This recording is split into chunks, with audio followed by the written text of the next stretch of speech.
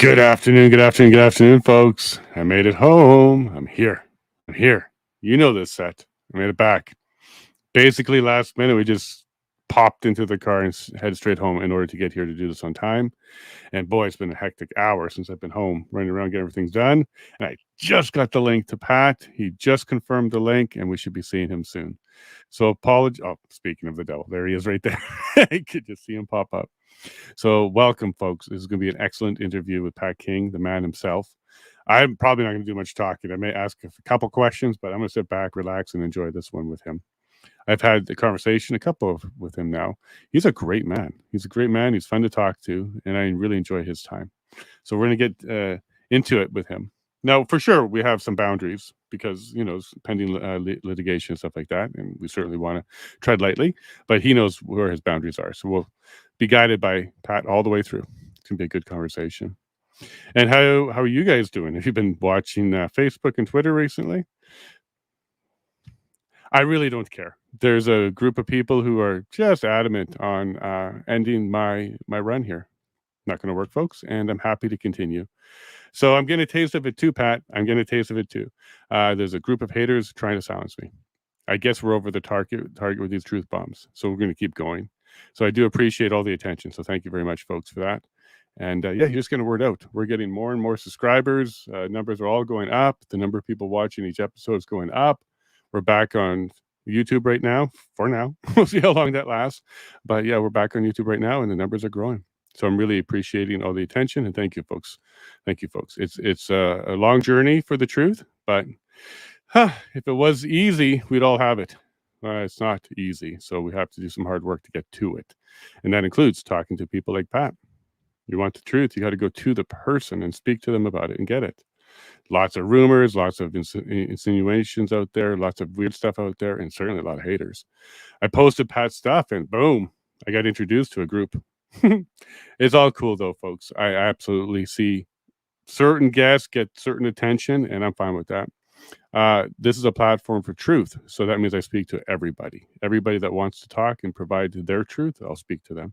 It doesn't mean it's the truth, but it means it's their truth, and we should hear it. And I'm happy to talk to anybody. We had a good episode this morning. We got lots of feedback on it, positive and negative. So these people from Stand By Me. So we got Jane Sharp and Rebecca. Yeah, they had some comments there that people caught the attention of, and they also have some suggestions that we're going to look into.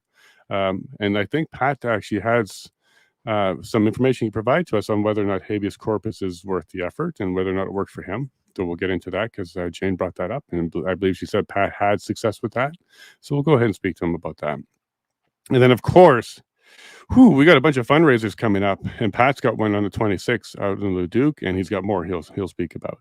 Because really, the push this summer is to get everybody funded for their legal battles. There's a few people: Chris Barber, Pat King, Tamara Litch. There's a whole bunch of people that need some fundraising. Coots 4 for sure. We got James Sowery as well. There's a lot of people that need some help. So let's try to get that message out. Oh, and also Joanne Person, she needs some help as well. She got some things to finish up and get back to life, get her life back together. So we're going to be doing a lot of that, letting you guys know where you can help out. And if somebody's asking me where I need help, I don't need support. No, there's plenty of political prisoners out there that do need the support. So if you're the charitable kind and you want to help out, reach out to one of these people and give their support to them. I'm good, but thank you very much for asking. Well, without further ado, he's here. He's got the smile on. He's got his cap on. If I get a thumbs up from him, I'm going to bring him right on in. And there it is. Good afternoon, brother. How's it going, Jason? Nice to meet you. Good. Nice to meet you, too. And sorry about the confusion around the time, 7 p.m., 4 p.m., that kind of stuff.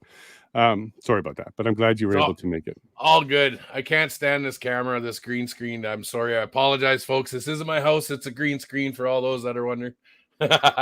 That's all good. That's all good. But I appreciate you coming. So look, man. Thanks for having me. Holy, putting your name out there draws attention. Yeah, just like what I have to do right now. So, ladies and gentlemen, we are doing this for fundraising purposes. We're holding an event in Caroline, Alberta on September 15th, 16th, and 17th. We're doing the Broken Arrow Bulls and Bash rodeo event here in Alberta. And you can get tickets at www.brokenarrowbullsandbash.com. And there's also opportunities for those who can't attend but still want to help out. You can pay it forward tickets. available on there as well. Just put in the email, pay it forward. And as well, if you want to donate towards my lawyer, you can donate to natasha.calvino@gmail.com. And anything will help, guys. I don't have any help. My bank accounts are still frozen a year and a half later. I think it's over a year and a half now, but yeah, they're still frozen. So I don't have any means of any banking abilities at all. And that's been a nightmare for me. I have to cash my checks at Money Mart. My disability checks get cashed at Money Mart at 12% on the dollar. So yeah, I'm sorry. This is my life right now. So brother. Okay, so what we're going to do is we're going to get all those links. We'll put it on our Twitter. We'll put it into the description, all that kind of stuff. We'll make sure that people get those links right down to the email for your lawyer as well, so they can help directly there. For sure. I'll just put I'm just going to put the link to the ticket sales up in your private chat right now. I meant to do that, Perfect. But I got a phone call. And then I think I sent you the posters. You have the posters and all that too? Yeah, we're going to grab what we have, and then we'll put them all up there for you, Pat. Cool. Right on. And cool. Then, and I can see. Oh, yeah, let me just do this one, Natasha. I'll put Natasha's email, and then you can just run a ticker if you want. Yep. Did you hear that, Patch? Go ahead and take that broken arrow bull and bash, take the email address he's about to give, and throw it in the ticker at the bottom. And make a ticker for us, please. That's the magic of life. I got my wife who assists with that stuff. There you go. Yeah, there you go. Okay, so they're up there, and then once again you have the other stuff. So there we go. Oh, so we're fundraising for the lawyer legal fees. This is a push for the entire summer, and you got some big events coming up. So the September one, and you even have one coming up in Leduc in a couple of days on the 26th of August. Yeah, so we have a show and shine event with dunk booths, vendors, speeches, music, entertainment, as well as on the spot.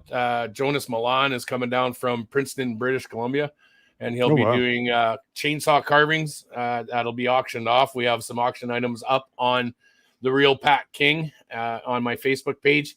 There's auction items you can bid on, and just anything to help, guys. We're in a world of hurt right now with finances, and the Crown knew this. They postponed, and then they finally had to give me some opportunity to raise funds, and this is all I have. This is it. There's nothing else. I've got this platform on social media to do for fundraising purposes, and as soon as they got me back online, they shadow banned me extremely hard again. I used to have, upwards of 10 to 60,000 people in a live feed when not too long ago. And then my first one back, I had over 500,000 views.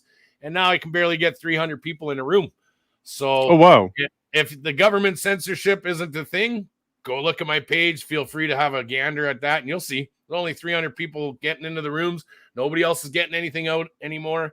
And they really shut me down pretty good. Well, we'll help you on that, Pat, as much as we can. We'll get the word out, your events as well, and get people to do direct donations. For sure. Now, how is your legal coming? Can you talk about that part? So I have court on Monday and Tuesday coming up. That's to the public. The public can know about that. You can look on our page Monday morning, I believe. We'll be putting up the Zoom link so people can attend and watch the court via Zoom. I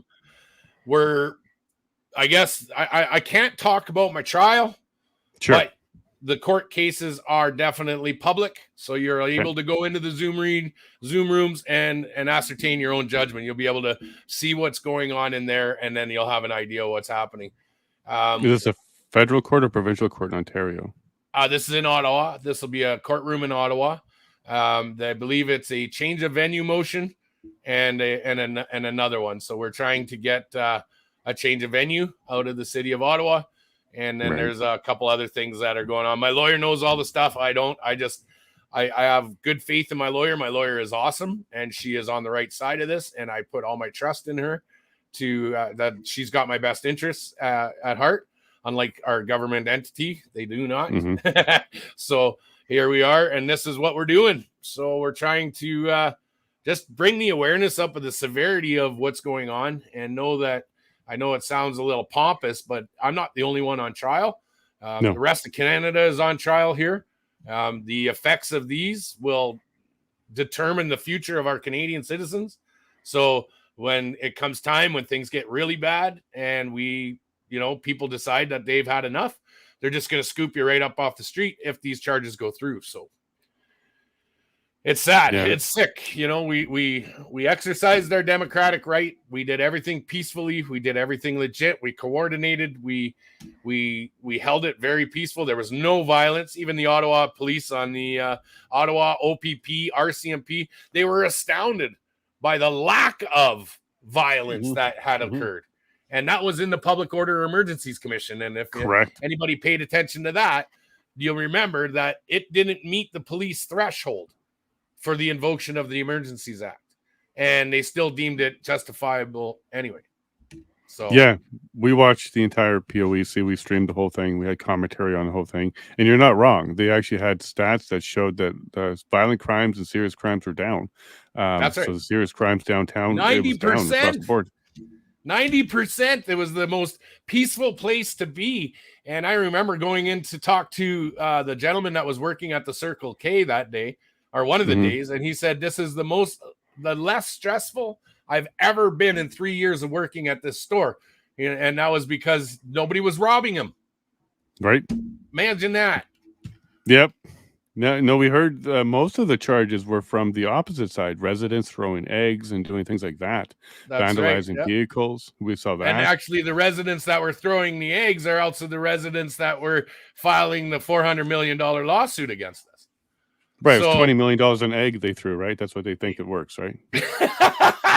Every egg they threw, $20 million. That's some expensive eggs. I knew the price of eggs went up, Jay, but holy cow.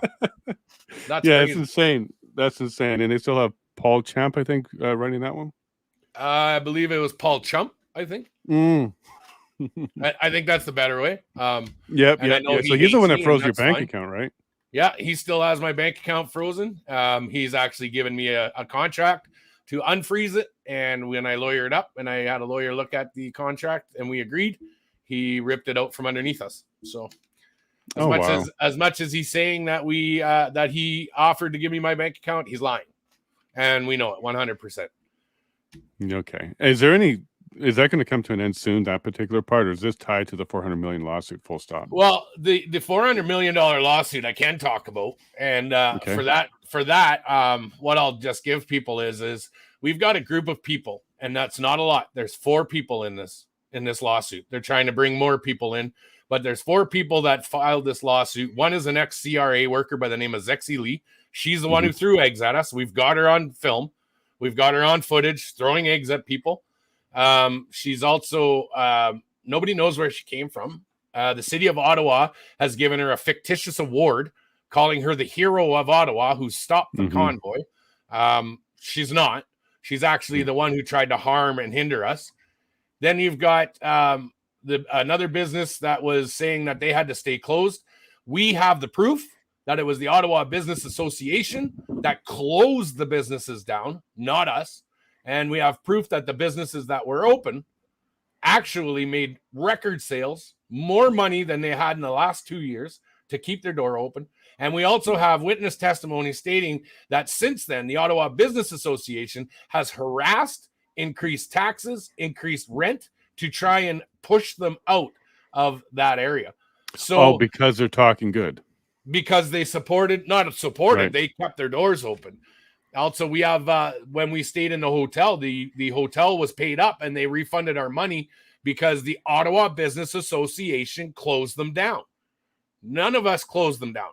There was no reason for them to close. They were actually just got the Open Up Ontario Act, and they were all starting to open up on January 31st. So there was no reason for them to stay closed other than the Ottawa Business Association telling them to close their doors, to do anything they can to deter any kind of attendance at this. But you know what? BLM can come out and they can take to the streets and they can do all of that stuff. And Mr. Trudeau can sit down and bend down and take a knee for them. But he couldn't even have the audacity to talk to us. Had he just said, I hear your plight. He's been lying to us all this time. All he had to do was come out and lie to us and we would have been gone. That's it. It would have been over. He's good at lying. Why didn't he just come out and lie some more? Good question. Now, didn't the businesses of Ottawa get some money already, like 60 million or something like that? That's right. So then there was a government grant that was issued to them that they were able to obtain to recoup some of the losses that they had, and people filed and they got recouped. So how can you file against us? And then you got people saying, I have phantom honking. I have phantom smells. Actually, I'm an OH&S guy, and I have a degree in occupational safety and environment. Your windows are standard to code. They would have reduced the decibel level to a tolerable level, as well as you're allowed in an environment of 85 decibels for 8 hours long. So when they hold this decibel meter out that they're trying, I want to see calibration of that decibel meter. Show me the calibration dates that you had that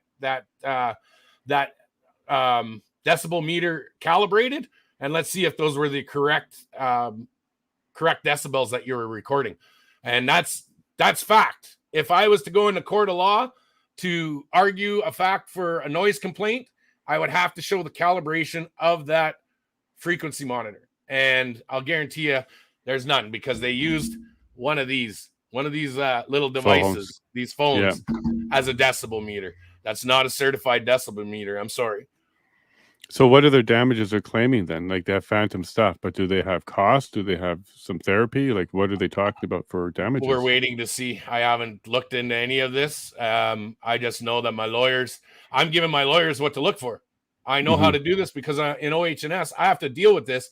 If I have an employee who deems that he has hearing loss due to improper noise protection in an environment, I have to go into that environment. I have to test the environment from 4-meter intervals. I have to test with a decibel meter in 4 quadrants, and I have to bring back all my findings, and then I have to put them down in a list, and I use what's called the SCAT chart, which is a system cause and analysis technique, which brings it down to one root cause that could have caused that, and you have to prove that in a court of law. So we're waiting. As well as this lawsuit hasn't even been certified yet. So a judge hasn't certified the lawsuit. What they're doing is they've held my bank accounts closed. They have held the lawsuit off till after trial. So now, for your trial. Yeah, all of our trials. So now what's going on is what you're seeing is you are guilty until proven innocent. And that is wrong. As well as I've done the research. And this is the worst thing. I'm a nerd, right? I research. I look up things. I get everything I can. And as well as I have a photographic memory, a partial photographic memory, where I can remember statistics, pictures, and statistics that I'm looking at, and I retain them. They don't go anywhere. They stay there. Okay. So in the statistics that I was looking at, we have a Mariva injunction. And in a Mariva injunction, whether found guilty or not, the plaintiffs are only entitled to 20% of your net assets. So what they should have did was looked at what we had for assets, taken that 20%, locked it up, and give us back the rest. No, God, no. We're going to bend the law to fit a narrative, to keep spewing this hate message that they're trying to insinuate on us that we were. And ladies and gentlemen, the best thing about Pat King is I videotape everything. I'm live everywhere. I have police coming up in Ottawa. Are you hot mic'd right now? Like, I want to have a chat, but you're probably hot mic'd right now, so I don't want to talk about it right now. Can you turn your cameras off for right now? Nope. This is my freedom. I'm allowed to film everything. Okay. You know, and I have it. So unfortunately for Mr. Champ and the Ottawa Business Association, you failed remarkably on this. And now the repercussions that are going to happen after this is our multi-million-dollar lawsuits. And I'm pretty sure I got grounds for that. Okay. So is that a counter or are you going to file a new one? Well, you know what? Right now, things look really dim and they look very meek for us. But I have had the utmost faith that we are going to be exonerated in all of this. And I'm making sure that all the evidence that my lawyer needs is there as soon as she requests it. I'm giving it to them, both lawyers, both on the lawsuit and on the criminal trial. And I haven't seen any evidence yet that says I did anything wrong. So if you're found, I'm not a lawyer, but I know I know fact. You have to prove beyond a reasonable doubt. Well, if I can dispute your claim, then that's proven beyond a reasonable doubt that I'm innocent. Yeah, see, that's so weird that when you're in a civil one, you're trying to prove your innocence on that. And it's a preponderance of evidence, which means 51%. So you don't have to go all the way to reasonable, but very, very high level still. So if you're found innocent, which is so weird when I say that out loud, if you're found not guilty, does that kind of get rid of the civil lawsuit? Because if there's no criminal charges on you, nothing sticks, you're free. No, civil lawsuit is still allowed.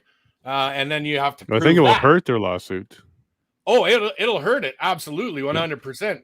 110%. Yeah, it's going to be hard to try and hold you liable for legal actions. Illegal actions, maybe, but if they're legal actions, it'd be hard to show liability there. Yeah, and once again, I got to say it. This is for fundraising purposes, ladies and gentlemen. If you can donate to my lawyer at natasha.calvino@gmail.com, greatly appreciated. Once again, check out www.brokenarrowbullsandbash.com for details to the rodeo. And if you want to pay it forward and can't attend, you can buy tickets for other people as well. Sorry, got to throw those in there. No, you keep doing that in there every 5-10 minutes. That's fine. And we'll keep the ticker going as well. Keep people reminded. This is a fundraiser. This is nothing more than that. Yeah, we're looking at this lawsuit from so many different angles. And I believe it or not, like we say it that, you always say, lawyers, they're ambulance chasers. Holy cow. This guy is an ambulance chaser like you wouldn't believe. He's actually a human rights lawyer. So you would think that he would be on the right side of this thing because these are all human rights violations that we're suffering under. And then when he's at the Public Order Emergencies Commission and he opens his laptop up, it says tax the rich on his laptop. Like, man, like you're such an oxymoron. Well, a moron, but an oxymoron when you see it. Yeah. Yeah. No, it was one of the first things we noticed about him at the POEC was his sticker, and we were shocked. The first time we saw it, we're like, no way, he's coming back with that tomorrow. Yeah, he had it the entire time. Yeah. So does that mean if he wins this lawsuit and he collects his fees that he should be taxed? Because he's not doing this for free, I assure you. Oh, absolutely not. He's not doing this for free. No, he's doing this for one massive payout because he thinks he has the grounds. Unfortunately, he should have interviewed his accusers that were like his plaintiffs. And he should have known before this that they were throwing eggs at people while people were trying to show them love and trying to sympathize with them and work with them and understand where they were coming from. Instead, they retaliated and threw eggs at people. Marbles from high rises. They slashed tires. They tried to put up a counter protest to incite a riot, which didn't work. But we know that was the tactics that they were trying to use to try and make this look violent. And it wasn't violent. There was no violence whatever. What I'll tell you, Jay, I never met so many lovely people in my whole entire life. I had never felt more proud to be Canadian in my entire life. And I talked to what's his name, the burly guy, Mr. Freedom or something. Mr. Freedom, Josh Bigger. He was on my show on Monday. Yeah, he brought it up. He brought it up and said, "You know what? I'm a born again Canadian," and that's exactly the term that I love. Is I lost hope in Canada, but after all that, man. Yeah, I brought my faith back into Canada again, and you guys are awesome. And I can't be more grateful and more thankful for how everybody acted. And kudos to everybody out there. This was for you guys. I try to say to everybody, we're on the hot seat right now. But ladies and gentlemen, if you weren't on the streets, if you weren't on the sides of the highways or the overpasses and all that, we would be nothing without you guys. Just because you sat on a side of a highway and you think you didn't do anything, you're so absolutely wrong. You're cheering on the side, your flags, your support, the little kids, all of that. You guys are our heroes. And I mean that from the bottom of my heart. For everybody that supported it, thank you so much. It showed that Canadian pride again. And there's even more Canadians coming out of the woodwork even now still. As I'm doing these rounds, talking to people, meeting people, there's more and more coming out, and they have the same message. Thank you, Pat. Thank you, Pat. They appreciate it. It's humbling. I don't think I did anything. Remember, I was locked up for 5 months in jail, so I didn't get to see what was going on. I was very I was isolated. I was stuck in quarantine for 32 days. I wasn't allowed to see a TV. And then 30 some odd days after that, I didn't get any interaction of really what was going on other than hearsay through phone conversations with my girlfriend. So I didn't know what was transpiring out in the real world. So it was kind of a real shell shock when I got out, and I couldn't even talk to people. I couldn't hear stories from anybody. Nobody could hear from me.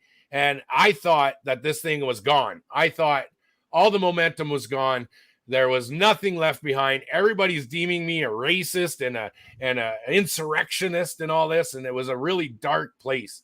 But now that I get to interact with people, and now I get to kind of have these conversations again, and I get to interact and find out what people's stories really are. Thanks, guys. It's overwhelming. And I'm very grateful for everybody's kind words. Like you said, you met that group, those haters, the ones that are trying to. I just kill them with love. I just kill them with kindness, and tell them thank you very much. I would have fought for you too if you had a reason to stand up and you needed to speak out, and you got arrested and jailed for 5 months for no reason, and then your bank accounts are still frozen. I would be advocating for you as well. This is wrong. No matter what end of the spectrum you're on here in Canada, I never thought for a minute I would see this happen in Canada. But we always knew that this possibility was there. The people needed to see it for themselves. So I guess I was kind of the guinea pig. A few others were the guinea pigs as well. The Coots boys, there's a prime example. When you see what they're doing to the boys in Coots that were down at Coots, and they don't even get a bail hearing. They're already proven, or they're already being treated as guilty. It's wrong. And Very I'm wrong. glad. And I've talked to them, and I know you talked to them, Jay, but they are in good spirits, and they say we're right exactly where we need to be, Pat. We need to expose this. And they're in good spirits, which was absolutely cool. I thought that was amazing to hear. And then they had the audacity to ask me, how are you, Pat? I'm like, man, that's who they are, man. No, don't ask me how I am. It's you guys that are brunting this for everybody. And I can't wait for the day that I can meet these gentlemen and shake their hands and thank them for not taking a plea deal like they want, because this is what they're doing. They did the same thing to me. They're trying to make your life hell. They're trying to hold you in court or hold you in jail long enough till you say, enough, I quit, and I want to make a plea deal. And that's what they're waiting for. And these guys, strongest guys I've ever met. So 100%. To Chris, Jerry and Tony, man, good job, guys. And we've got your backs out here on the streets. We got you. Yeah, I just saw Chris yesterday, Lysick. So that's what I went down to Lethbridge for. I was down there for 3 days because it's tough to get an appointment because they play games at the Remand Center. I should have been able to see him on Monday. They just didn't answer the phone. So I had to stick around till Wednesday to see him. But I got to see him, and he's doing all right. He really misses his daughters for sure. Oh, yeah. And yeah. And that was the hardest on me was my kids, not being able to see my kids. I couldn't even call them. It was so hard on me to call my children and talk to them because you're in jail. You got a bunch of gangsters around you and murderers and everything around you. And when I would talk to my kids, I would start bawling immediately. When I talked to my boys, I would start crying. And you can't show that sign of weakness in jail because they prey upon that. And luckily for me, I didn't experience that, the prey aspect of it. I stayed in my own lane. I stayed out of politics, and I kept my nose clean, and I didn't get involved in any of the horse shit that was going on out in the jail. And I really got a good example. I'm big on organizational behavior. I've got a degree in it. Cool. And to see how people react and how they act in an organization while not just like a political entity, but also a criminal entity. And holy cow, what an eye-opening experience. You see the cesspool of society. You see the drug victims, the homelessness. You see the revolving door of these people coming in and leaving, coming in and leaving, coming in and leaving. And you shake your head and go, what has happened to Canada? What has happened that this is a regular occurrence? When did we ever think that doing hard drugs on the streets was going to be tolerated? Safe injection sites where you get free cocaine, free heroin, free meth. What the hell, people? Like, and you see this inside the prisons, and they come in, they clean up for a few days because they can't afford drugs, and then they get out of the prison and they go back on the streets. And the first thing that these societies do, that the welfare groups do, is they link them up with a safe injection site to get them their drugs. Like, this is sick, man. And we allowed this to happen. Did you watch Canada's Dying from Andrew or Gun? Oh man, it's an A. I'm forgetting his name now. I can't remember the name, but I did see it. Aaron Gunn, yeah. Gunn. Yeah, an excellent documentary. He's actually got like 5 or 6 of them out now, different subjects. But boy, is he on a roll when it comes to exposing this information. So check that out. Canada is Dying. It's all about this. 100%. And I've always said this. Remember, ladies and gentlemen, the government's job is to do what's in the best interest of the people. Well, the government's job is to keep you hooked on drugs instead of trying to make rehabilitation free. There's something wrong. And they've done this to the Canadian people. Instead of dealing with the issue and getting people the help they needed, instead they built their own drug labs to manufacture cocaine in British Columbia, to manufacture heroin in British Columbia, to manufacture carfentanil in British Columbia. And they've made their own warehouses to manufacture this stuff, to give it to the people. I guarantee you, late at night, there's a truck leaving for the shipyards to send it to other places. Oh, geez, you might be right about that. Now, what do you think their purpose for that is? Do they want to kill people, or do they want to keep us docile? What do you think they're doing? Why are they doing this? That's exactly it. They're trying. It's another means to kill the unwanted people. It's another means to keep the health industry revolving, right? With Narcan injections, with sicknesses, diseases, all of that. It's all a ploy to keep us sick. And some people might not agree with me, but if you're a conspiracy theorist, chemtrails, that's like training wheels. And if you go into the chemtrail thing and you start reading what they're putting in the atmosphere and putting in the air, it's intentional to keep you sick. This whole system has been designed to keep you sick, to keep your brain patterns, to your pineal glands absolutely consumed, and not be allowed to think and not be able to use your sixth sense or your instincts, your gut instincts. Remember, I say this, and I'm going to go off on this, but this is one of my favorite ones, is please do. We have this gut instinct in ourselves, ladies and gentlemen. It's instinctual in our bodies. It's been there since we evolved from a zygote. And it's that instinct that tells you when you hear a tree rustle in the background, you think, oh, danger. And you think, saber-toothed tiger, I have 2 choices, fight or flight. Now you've got people over the last 20 years, and this has been the onset. We've learned this in university when I was taking my courses on OH&S, that 75% of your workforce is going to be suffering from some sort of mental illness, whether it be anxiety or depression. Your sixth sense, wow. Your gut instinct is your defense mechanism when something is wrong. And for the last 20 years, people have been saying there's something wrong. And what have doctors been doing? They've been prescribing you blockers to reduce and submit your pineal glands and your anxiety, because they don't want you to trust your gut anymore. They don't want you. They want you to listen to the government, and the government's going to tell you what's right and what's wrong, and we know best. But really, truthfully, it's your gut instinct that will save you out of all of this. If you think it's wrong, listen to your gut. Your gut has got you this far in life. And that's what you need to listen to. So always listen to your gut, and do not for 1 minute allow them to subdue that. That is your 100% protective instinct for your body to know you're in harm. And all these people have been dealing with anxiety and depression and all this. It's because they know something's wrong, and not be it themselves or their lives or their lack of being able to afford housing, their lack of being able to afford food, all of that. Their gut instinct gets going. They're feeling anxious and anxiety, which is an adrenaline rush. And if people know this, it's an actual adrenaline rush. It's your body giving you enough energy to run or fight. And then what does the doctor say? Oh, no, that's bad. That's bad. You're suffering from anxiety. Here's some pills. Take these pills, and we'll shut that down on you. And right. That's what they've done. They've reduced our ability to use our gut instinct. And that's what's going to save you in all of this. Like, sorry, I kind of run off, but no, keep doing that.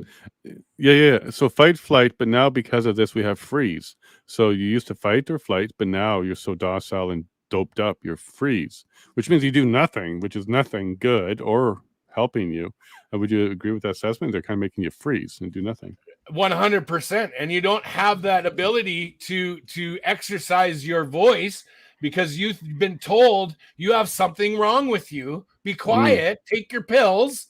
Don't forget to take your pills and be quiet. And don't listen to those thoughts. Try and get them out of your head. It's all in your head, but don't listen to it. Don't listen to it. That's what they tell you. You go to any counselor, psychiatrist, psychologist, anybody. That's what they're telling you. Don't listen to those thoughts. Take your medicine. You got something there, Pat. I think you're onto something for sure, because that's what we saw during the convoy. A huge chunk of Canada just froze. They didn't do anything. They just kind of turned their backs and froze. They didn't even run or flight, but they froze. And I was confused. Like, why would you not care about the protest, what they're trying to say? And why is it that you don't think we should have a right to speak to our government, or at least demand to speak to our government? Like, why do some people think that that was selfish of us to even ask for the government to speak to us? Of course, that's not the case. It's not selfish at all. They should be talking to us anytime we demand it. But why did some people take that position where they thought we were just being selfish and all we cared about was whether or not we took a vaccine or not? They didn't see the bigger picture. So what happened there? That's the cognitive dissonance. So those, and I don't have statistical charts to bring it up, but you would remember them. But I'll remember them when I do find them. But I'll tell you this much, that statistically 60% to maybe 65, maybe even as much as 70% of those people suffer from mental health issues. And those people are on blockers and they need that government assistance. So they don't dare want to speak up against it because they need the help and assistance from the government. So if the government's going to keep giving them free handouts, free drugs, free medications, free counseling, free all that, well, hell no, we're not going to go against the government. I need those. But if they would think outside the box and ask themselves, why am I sick? What's causing this? What are the different issues that these people are looking at? And why are they talking like this? Oh, no, wait, I got to go. Oh, sorry, it's 2:00. I got to take my other pill. Cognitive dissonance in people is tough. What I like to tell people is get people the information you can, let them stew on it, because in a few months, their cognitive dissonance is going to drive them nuts. It's going to make them want to go and look into this to see, you know what, I'm going to prove that son of a bitch wrong. He's wrong. I'm going to, too bad. And then they start going down the rabbit holes and they start seeing, I go, oh, wow, okay. And then they come back to you and say, hey, I'm sorry. You see, we've lost the art of apologizing when we're wrong. And I'm sorry that happened.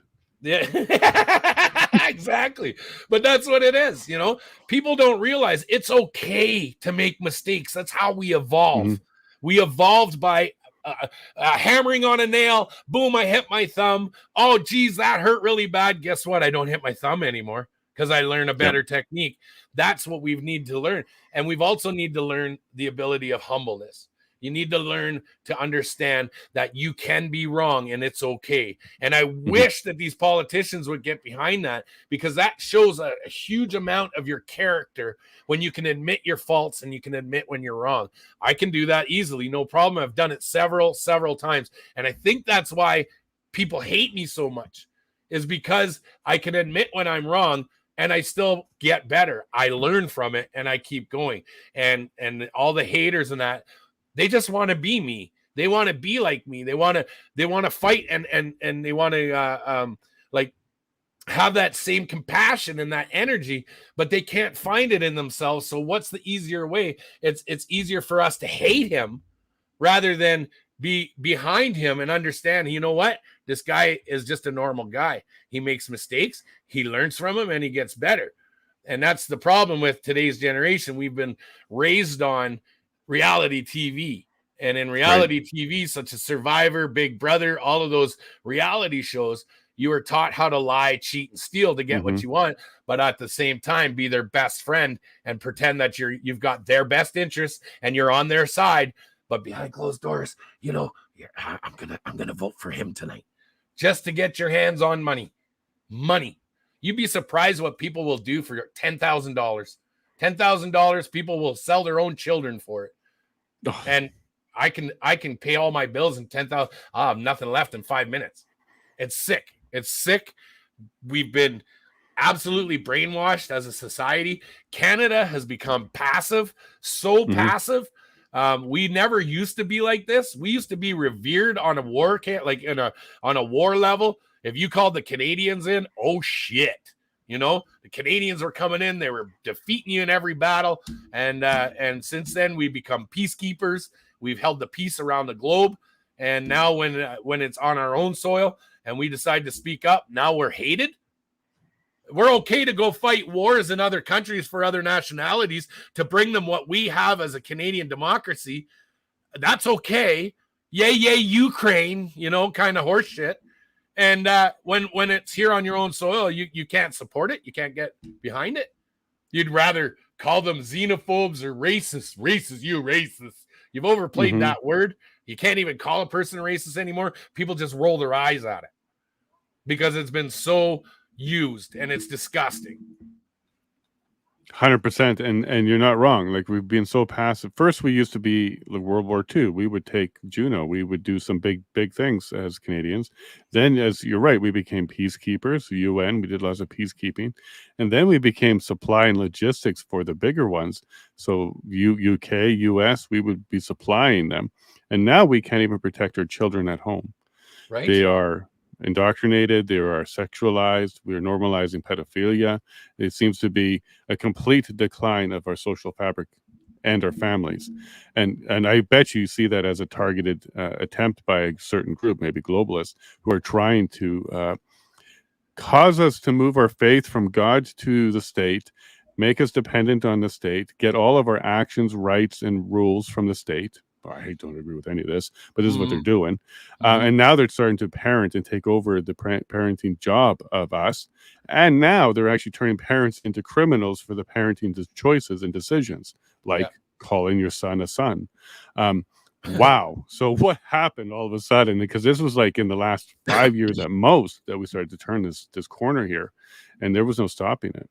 Well, they've got their claws embedded in every political establishment that we have, from municipality to provincial to government. And I want people to know something, and people don't know this about me, but I'm going to give you some hard truths right now. Okay. I have a cousin who has transitioned. He's went from a man to a woman. I still love him the same. He's still a great person. His name is Wendy, or she is Wendy, and I agree. But she did that as an adult after 20 years in the military. I have a friend who was a tool push on an oil rig who went from the hard impact male-oriented environment to a female, and now it's Danielle is her name, and I have these people. But what I also have a niece who is not gender affirming, but is in the LGBTQ community, and I love her the same. I have friends who are in the LGBTQ community, and I love them all the same. But they made all those decisions as adults, and now what they're doing to the children is not right. Do you remember in our generation, at least, when you would go to school and they would talk about sex ed? It was the basics. It was male, female anatomy, and it was how intercourse was and how to protect yourself from disease. That is, I would say, educational. But when you're teaching how to fist somebody while high on meth and all, and I've read these books, so I am absolutely quoting what I've read, and then telling people that you can be anything you want, but how come gender affirmation surgery is still only 2 genders?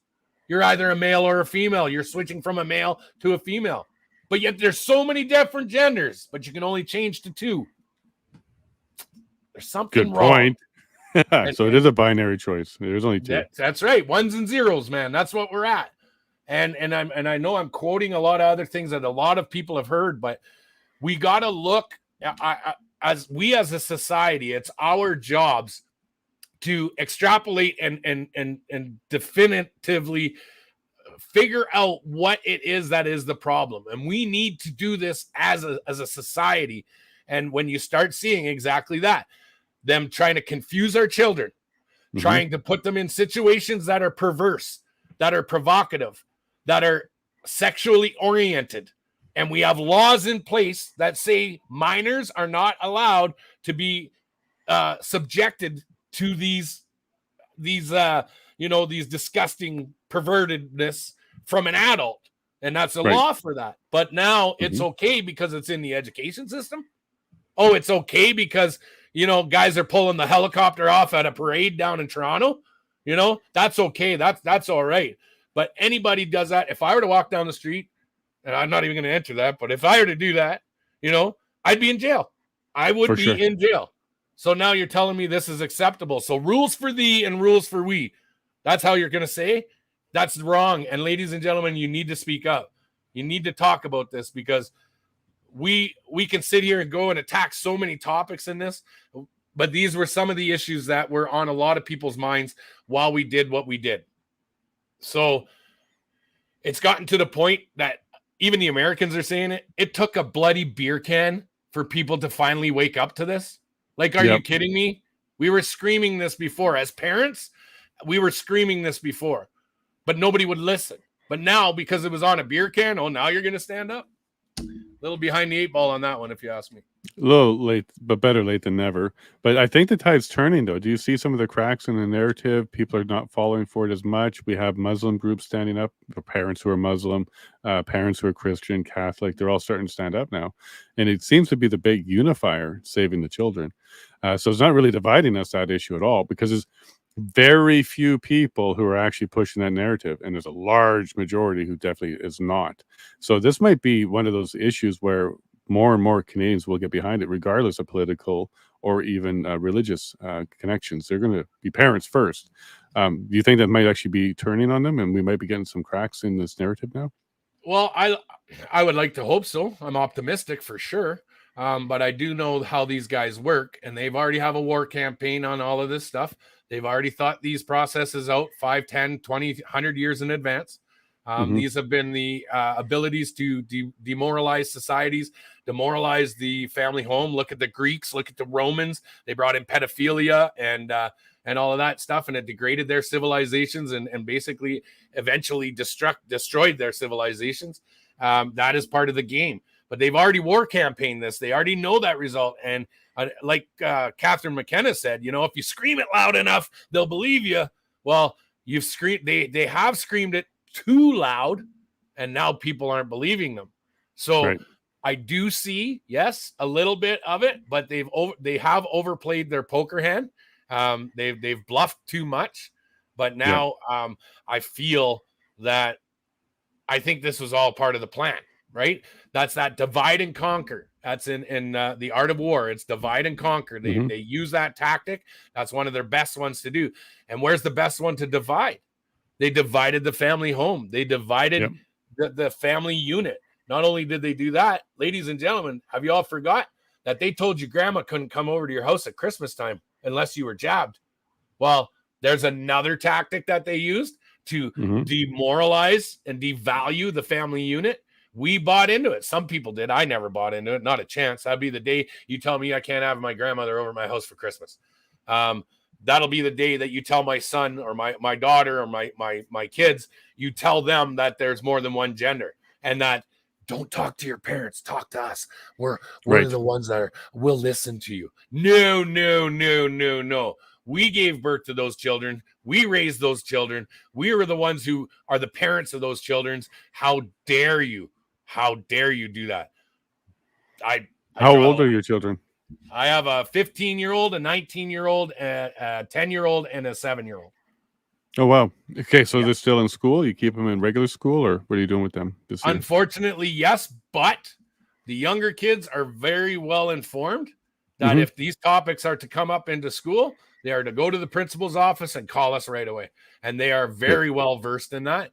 And they are very well educated from a parental standpoint that we say straight up, it's accepting. You can accept people if they love a boy or a boy loves a boy or a girl loves a girl. Absolutely. Go right ahead. But when they start pushing this transitioning drag time, story time in class and telling you can't tell your parents, that's when they know, red flags. The alarms are going up. I'm acceptive. I'm inclusive. I love everybody the same. I do. I really do. I don't care what sex you're in, what political affiliation you're in, or what color, creed, religion. I don't care. But what I am is I'm somebody that if you're an asshole, I'm going to call you an asshole. I don't care your affiliation. And the education system is one of the giant assholes right now. And they need to be clean. They need to have their house clean. It needs to be taken out of the curriculum. And that's a job for parents. That's not a job for some blue-haired teacher who recognizes as a furry to tell my kids what is right and what is wrong. That is the parent's job, not yours. For sure. And another asshole is municipalities. But before we get there, you want to remind everybody why you're here today for your fundraiser? Yes, sir. This is for fundraising purposes. Please, ladies and gentlemen, if you can donate to natasha.calvino@gmail.com. And as well as password Ottawa. And if you are donating, make sure that the password is Ottawa. As well as we have a car show August 26th up in Leduc, Alberta. Get on the webpage, get on the Facebook page, and the posters are all up on there. And the www.brokenarrowbullsandbash.com. Yeah, and there you go. And I'll be at the Leduc one as well, and I believe Lindsay Butler is going to be doing some singing as well. Oh, cool! So should be a good show, and I think Betty Carbert's going to try and make it. So Chris Carbert's mother is going to try and make it. All right, I can't wait. Yeah. And James Sowery might try and make it. So he's the one that was convicted for killing a pylon. We'll just make sure there's no pylons around. Exactly. Because they don't last around him. But I'm reaching out to a few people to see if they can come up as well. It should be a good time with the Leduc one. Yeah, I'll be in a dunk tank. I'll be doing a dunk tank. So if you want to come take your shots at me, that'll be your opportunity. Anybody want to come take a shot? Come on out. I'll be in the dunk tank. You can dunk me if you got a good arm, but I doubt it because there's a lot of no. I'm not gonna go. I've got a whole line ready for when I'm up in the dunk tank. Come on, you sissy boy, put the purse down and swing it. We're gonna do it. And if nobody dunks you, we get to jab you, right? Is that the deal? If we don't get dunked, you get a jab over my dead body. Let's dunk you. Yeah, we'll dunk instead. You should have seen the look on the people's eyes in the jail in OCDC when I was in Ottawa. They wanted to stick that swab up my nose to make sure I didn't have COVID. Oh boy, like a rabid dog. Get that damn thing away from me. They were gonna hold me against the wall. And I was ready. Like, let's go. Get that thing out of here. I do not have COVID. That's how I know I don't have COVID. I'm not running. My nose ain't running. I'm not sick. I'm healthy. Go away. CSIS will be attending. I just seen this. CSIS will be. CSIS is already here. They're right here, man. And they're in this here too. They're right here. We're good, man. We're good. Yeah, they know what we're up to. Totally. It's kind of like CAA. I don't have to worry about my car anymore. They know where I am. Yeah, Glenn McGregor from CTV, he actually said in one of his interviews, I still live rent-free in the media's heads too, by the way. He said, if CSIS didn't do a good job spying on Peking, what's to say that they did a good job spying on Beijing? Unreal. Beijing. Unreal. And I have that recorded. That's a trophy moment for me. That is nice. Put it on a t-shirt and make some money. Fundraising for your legal fees only, though, right? Absolutely. Yeah. 100%. Yeah. So the asshole municipalities, because you brought up how they were being assholes in the schools, but municipalities too. So in Calgary, they now passed some bylaws that you can't protest around certain city facilities if it's certain ideologies. So it's not like no protesting allowed. It's only no protesting with 100 meters if it's about gender or about diversity or anything like that, or anti those issues. So what do you think about that? Now that municipalities themselves, like Calgary, should be an Alberta stronghold, it's not. It used to be. It used to be. Yeah, but now they got a woke mayor who's actually making rules like that and bylaws like that. And even keeping people away from doing simple things like spreading the gospel, talking about the gospel. Arthur Pawlowski, Josh Alexander. These people are finding trouble in Calgary just spreading the word. So yeah, even on a municipality level, we have a couple people who are changing the rules, changing the protesting, and making it illegal to even just speak near certain places on certain subjects. Yeah. So, dude, what they've absolutely took a side. They picked an ideology. Not only are they supporting it, they're encouraging it and helping it grow. This isn't the business of municipalities. They're not supposed to be in the business of politics when it comes to citizens like this, but yet here we are. So how do we fight back on that one too? So actually, the reason why this is, and that's a good segue into this, is ladies and gentlemen, you have to research Agenda 2030. You get sustainable development cities, and you get what's the other word? Sanctuary cities. Okay, so in order for these cities to, and look it up under everybody's city, go into your city municipality, go into their webpage, look it up, and look for anything with regards to sustainable development, build back better, all these times, inclusive communities, all of that, and you'll know that your municipality has bought into the agenda. And in order for them to buy into the agenda, they would take a giant money loan, not a loan, they would feed money, funnel money into those communities, into the mayor's tax, in the mayor's pockets, into the school boards, and all that. Here's all the money in your hidden bank account, but you have to push the narrative. And if you don't push that narrative, well, then there'll be recourse against you for that. So look into your communities. If your communities are pushing the sustainable development Agenda 2030, anything to do with United Nations, sustainable development, the redistribution of wealth, any kind of conversations like that, research your cities. And if they are, call them out. Call them out. Go to the town hall meetings. Go to the council meetings that are going to be held in your communities. Stand up, ask your questions. That's your right as a citizen. And the more of us that exercise our rights, that's how everybody says, well, how do we hold them accountable, Pat? How do we hold our politicians accountable? Do your citizen duty and hold them accountable. Show up to the council meetings. I see a lot of people are doing it now more and more and more. And the more that you keep these guys on their toes, the more reluctant they're going to be trying to push this narrative. Also look in to see if there's any BlackRock investments into your communities. BlackRock, Vanguard. BlackRock, that was the next one. Yeah, Vanguard. Look into these because all they've done is change the names now. And if you look at BlackRock is a very shady organization. It is actually part of mercenaries and killings. If you look into it, they are mercenaries for hire. You can hire from BlackRock. They are in charge of the destruction of Iraq. They're 100%. And then Halliburton came in behind and took up all the infrastructure projects. Same thing what they're doing in the Ukraine. The same thing they're doing in other communities, Haiti, all of that. BlackRock is in everything. So if your community, your municipality is showing that stuff and it has that stuff on their community websites, then you need to start asking questions. But I would highly recommend do your research. Do your research, find your fact-based argument, write it down, have it all ready to go, because they will try and shut you down as soon as you open it up.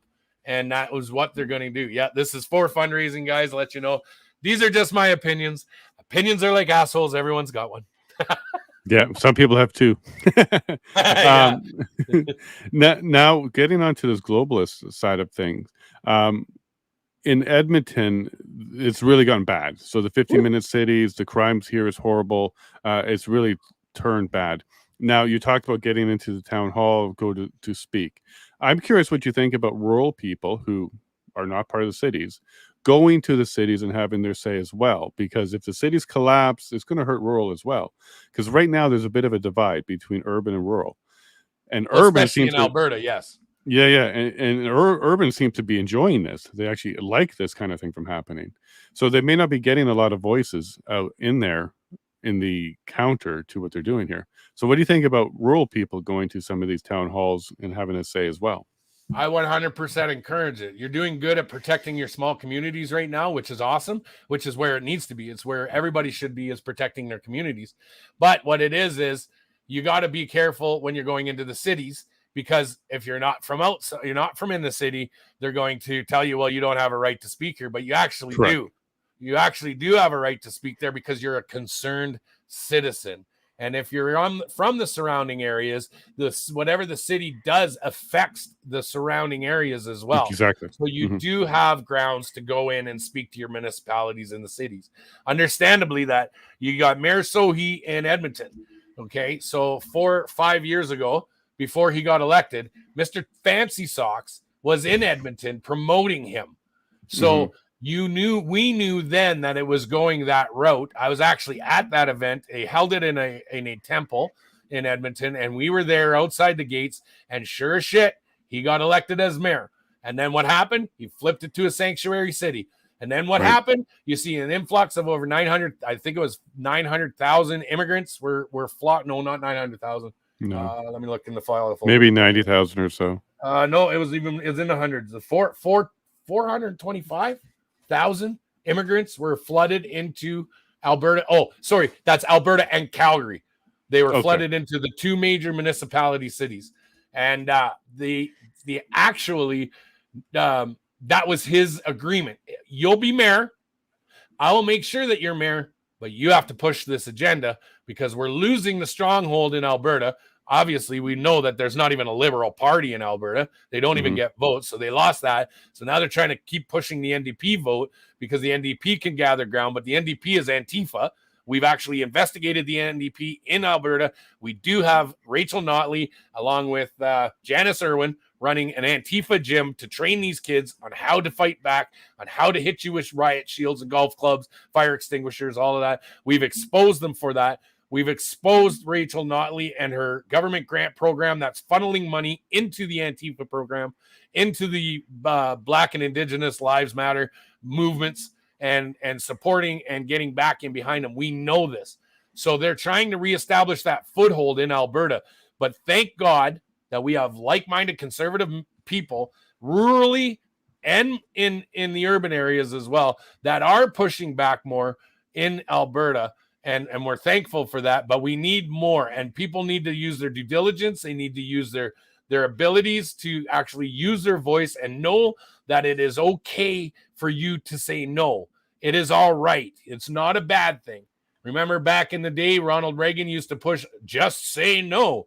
Well, it's time we pull that back out of our little toolkit and start saying, no, you don't want this in your communities. No, you don't want this on our children. No, you don't want this on our society, and exercise those rights. Okay, so I'm just looking at some of the notes and what people are saying. Blackwater might be the mercenaries you're talking about, but BlackRock is the financial guys that are taking. Yeah, it is. It's Blackwater was the mercenaries, but there's got to be, I believe there's a connection there. There is a connection there. Well, for sure. BlackRock, Blackwater, the other one you said, the Vanguard. They're all connected, and it's all about the destabilization of a country to initiate democracy under the guise of war, and it's a cash grab. It's a 100% cash grab, and it's just them funneling money. If you look at Iraq, Iran, where was Libya, Syria, North Korea, Afghanistan was one too. They all had their own gold-backed dollar. They didn't belong to the Federal Reserve. And what have they done is they've systemically created havoc and war in those countries to establish the foothold of democracy and put in the Federal Reserve. And that is what's going on. And now you see it when you type in your Google machine and the Google buttons on the machine and type in military installations in the Middle East, and you'll see a huge pattern, and they're all around on the borders of Iran. And Iran's the next one.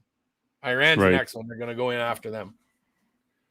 It makes sense because they're trying to go after each one of them, and Iran's the most vocal one and putting up quite the resistance and maybe scaring them up to this point. Maybe that's why they haven't gone in so quickly with them. I'm not sure. So how do we fix some of this? Okay, so I see a lot of people saying people are not awake, but we just spoke about why they're not awake. A good 60-70% of people are docile. They're frozen. They have their faith with the government and not with God, and they don't believe much of what we say because we're not parroting the government's narrative at all. So how do we wake them up? Is it one at a time? Do we wait for them to suffer vaccine harm, some other things? Maybe their own child gets indoctrinated, they don't like it. Or is there a way to get the message out before the pain so that we don't have to go through some of those stages first? Well, I've been at this for quite some time, and I've been watching the patterns of how people react. And to be quite honest, some people aren't going to like my answer right now. And that's okay. I don't plan on pleasing everybody. Give up on no kowtowing here. The ones that aren't listening, give up on them. Stop wasting your energy trying to force feed it down their throats, because we look radical, and that's where the comments come in as you guys are nuts. Don't force feed it. Don't antagonize them. Don't instigate them. Leave them alone. Leave them alone. But what's going to happen is you're going to worry about yourself, worry about other people within your groups, your family unit, worry about yourselves, get prepared, become a community-oriented person, and work along with everybody, not against them. Work with them. Establish your fundamental community that you yourself belong to, that you can communicate, trading goods, gardening, all that kind of stuff. Build your own community. What's going to happen is these ones that are all still sleeping, that we say are sleeping, they don't want to hear it. They know something's messed up, but they don't want to hear it. But what they're doing is they're waiting for it to become personal. That's the only way you're going to get these people. It has to become personal. It has to become on their doorstep for them to finally clue in. And it's not worth our energy to waste our energy on them. And it's not in a bad light. That is self-preservation. That's what we need. You need to save your own sanity, keep it to yourself, and work within your community and your confines, and exercise your right to, hold these government officials accountable, hold your municipalities accountable, attend the community hall meetings, email your MLAs, email your MPs, exercise that right that you have as a citizen to stay on top of this stuff. Yes, we know the game plan that they have. We can go into details at a later date on that, but we know what's coming. You best be getting prepared for it, right? And if that means you just leave these people alone, you leave them alone. You still see the people out there who are, masks on and walking around. Quit laughing at them. Quit pointing fingers at them. Quit shaking your heads at them. They are not going to get it until it's personal. And I look at people. I like that advice. I catch myself doing it too, but I'll snicker to myself. I'll just be like, oh God, there's one in every crowd, right? I'll say that, but it's our job to stop looking what we've been portrayed as in the media. We have to fix that narrative now. So that I'm saying, and to those that want to keep doing it, go ahead. You do what you want. It's free will. You have that right. What I'm just saying as a suggestion is get off the streets, get off hanging out on the corners. Protesting ain't working. The people aren't listening. It's not a matter of protesting. It's a matter of now getting ready, community-based, and getting prepared for what's coming down the pipeline. And we all know what's coming. They're talking about digital currencies, 15-minute cities. They're talking about, what's the other ones? Another pandemic, for what I was told, the research I've done, SPARS 2024 is the next one. They've already war campaigned for this one. What they did is they rolled out the jab to everybody. Everybody's immune systems are 30 to 70% compromised right now. Now they're going to release the big one. The big one's going to come out. People are going to start dropping left and right because they have no immune systems now. And that's when you're going to see the real pandemic is going to happen. SPARS. Everything you just watched was a game, was a planned event, was to see how susceptible people will buy into this. They wanted to see how brainwashed people really were. I believe that the numbers are actually a lot worse than what they're saying they are. I don't think as many people got jabbed as they're saying they are. I think they just fabricated those numbers. But what you're going to see is now they're going to give you some cataclysmic catastrophe that is going to make you go, oh, shit. And just know that they've already set the stage for that. So well, here's the thing about it. Yeah, if they were inflating those numbers, one of the other reasons why it could have been to hide how much harm there truly is. So if they're telling people 90% of people took it, but only a small fraction got harmed, but when it's really not 90%, it's a lot smaller, and it's a larger percentage of people that got harmed. Maybe they're trying to hide that number as well. Well, I have from good credible sources. And I'm talking Department of National Defense. I'm talking about Department of Defense in the United States. Retired generals are giving me information. And I do know that with the vaccine rollout, there was 70% saline solution, 30% actual jabs, so that they could reduce the amount of people who would die suddenly from it. to make it look like it wasn't as big as it was. And that's the key to this, is out of 7 million people, only 70,000 might have got injured. So it doesn't look that bad. Right. But what people don't know is, from an occupational health and safety, there is a protocol that even if 50 people are injured on the initial rollout, they are to discontinue the product. But they didn't discontinue it, which makes me think that the numbers aren't exactly true. But there are still people silly enough going out there getting their 6th and 7th one. It's unbelievable. It's unbelievable. But those people, you got to let them go. You have to cut them loose, and you can't direct your energy towards that. And you've got to just get prepared as a family, as a community, because what they've got planned is this rollout of this next pandemic. That's going to be pretty crazy. You're going to see people dropping on the streets now.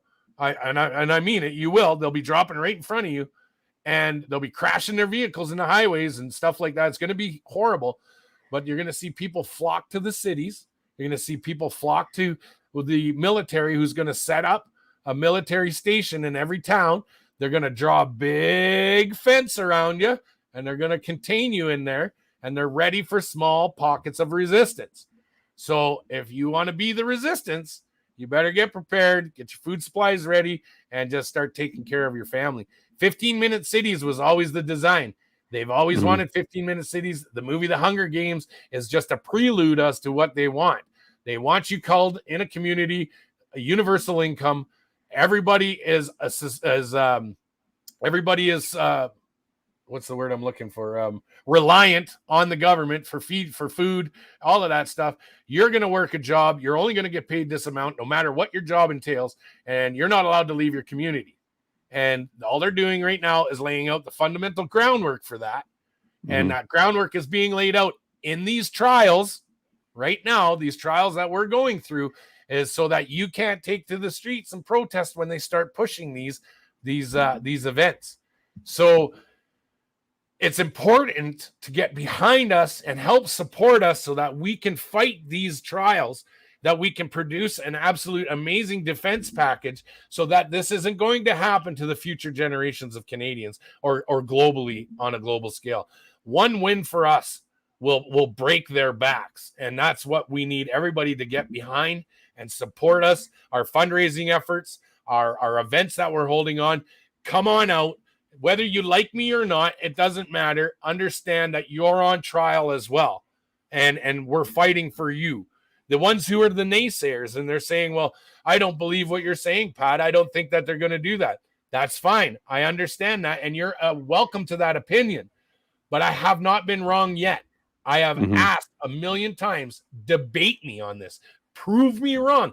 Prove me that this is not your intentions. And not one person has taken the invite and come and sat on a table with me around a table and discussed this because they know I'm right.